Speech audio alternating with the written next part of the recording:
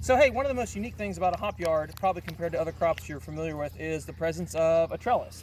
So hops require a huge amount of vertical space in order to grow properly, continue to grow healthfully for years, as well as produce high quality hops. So the hop plants that we have here are in fact perennials, and so because they're going to be around for hopefully 10, 15, maybe even 20 years if we do a good job, we have to build a pretty nice heavy trellis to help support them. So our acre hop yard here has just over 60 poles that we placed in place. We've used these helical earth anchors in order to secure and help hold everything up with guy wires that attaches to the ground. So this has just been twisted in. You can see right here is a little stub end of one. So the entirety of the 4 foot is down in the ground. Fortunately, we don't have to turn these in by hand. Instead, we made an adapter. It just goes on a typical post hole digger on a tractor on a 3-point. So we just ovalize this. We put a hole in there for a retaining bolt or pin.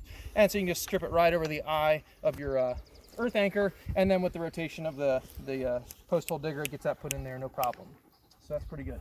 Our trellis is adjustable, so we can actually tension and release it depending on weather events or crop conditions. So we have these turnbuckles on every guy wire, which has about, as you can see, just about a foot of travel. So this is fully retracted, and then we started with everything pretty much stretched out, and so we got a lot of adjustment in here if we need to do that over time.